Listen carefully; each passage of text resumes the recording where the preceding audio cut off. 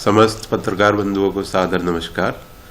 मैं विनीत गहलावत, जिला युवा अधिकारी मेरा युवा भारत गुरुग्राम, युवा कार्यक्रम खेल मंत्रालय भारत सरकार की ओर से आप सब लोगों का स्वागत करता हूं। आज आप सभी पत्रकार बंधुओं को एक विशेष कार्यक्रम की सूचना देने के लिए यहाँ एकत्रित किया गया है, जो कि गृह मंत्रालय भारत सरकार के सहयोग से 22 से 28 तारीख तक ओम शांति रिट्रीट सेंटर गुरुग्राम में किया जा रहा है। जनजातीय युवा विनिमय कार्यक्रम के अंतर्गत हम LWE प्रभावित क्षेत्रों से 5 राज्यों के 8 जिलों से 200 युवाओं को एकत्रित कर एक 7 दिवसीय रेजिडेंशियल कार्यक्रम का आयोजन कर रहे हैं। जिस कार्यक्रम का प्रमुख लक्ष्य जनजातीय युवाओं की आकांक्षाओं को ऊंचाई देना, उनके आत्मविश्वास एवं आत्मसम्मान को सुदृढ़ करना तथा उनके शिक्षा, कौशल विकास, रोजगार और उद्यमिता के अवसरों से अवगत कराना है। कार्यप्रणाली के अंतर्गत 7 दिवसीय आवासीय कार्यक्रम आयोजित किए जाते हैं, जिनमें संवादात्मक सत्र, विशेषज्ञ व्याख्यान, समूह चर्चा, सांस्कृतिक प्रस्तुतियां, औद्योगिक एवं शैक्षणिक संस्थानों के भ्रमण, कौशल एवं करियर मार्गदर्शन तथा संवैधानिक एवं प्रशासनिक अधिकारियों के साथ संवाद शामिल है। यह कार्यक्रम एक तरफा व्याख्यान की बजाय सहभागितापूर्ण और अनुभवात्मक अधिगम पर आधारित है, जिसमें प्रतिभागी युवा प्राप्त ज्ञान और अनुभव को अपने गृह क्षेत्रों में साझा करेंगे।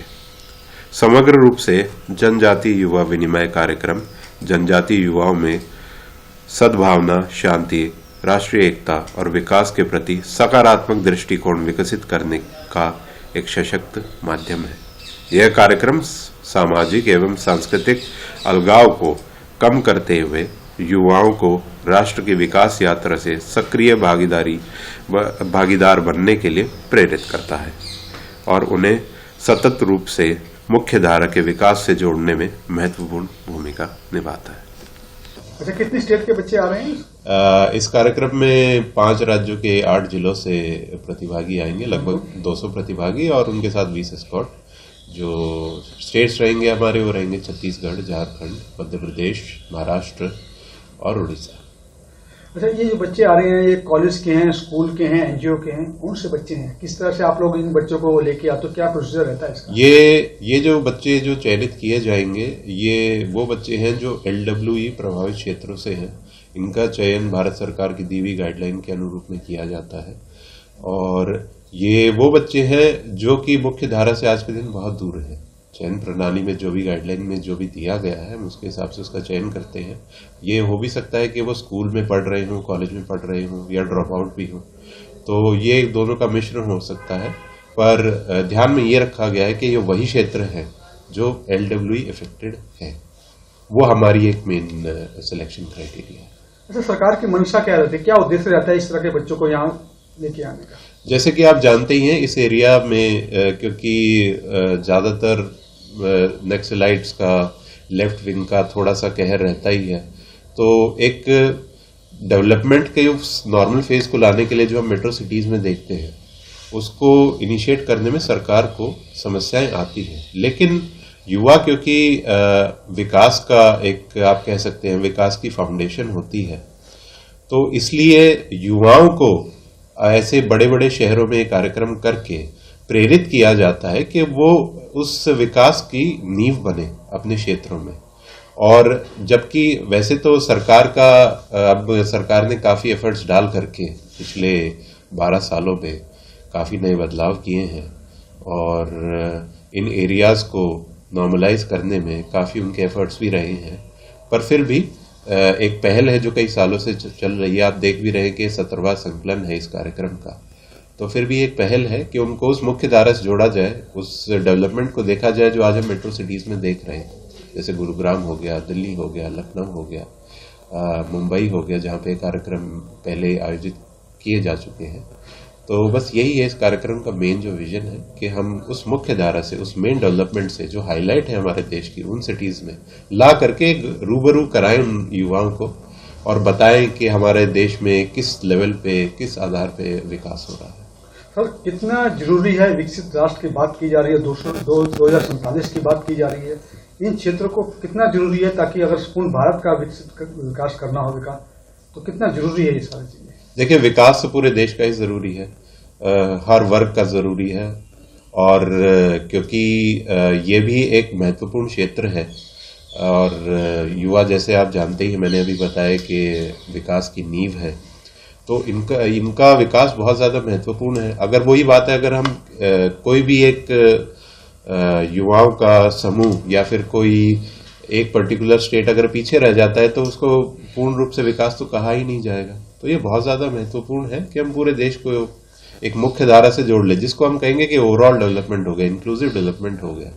तो जब हम सस्टेनेबल डेवलपमेंट की बात करते हैं या फिर 2047 में विकसित भारत की बात करते हैं, जो प्रधानमंत्री मोदी जी का हमारा विजन है, तो ओवरऑल डेवलपमेंट तो जरूरी है ही है। क्योंकि आज के दिन जब हम बात करते हैं डेवलपमेंट की, तो अकेला वो डेवलपमेंट नहीं है कि हमने इंडस्ट्रीज लगा दी।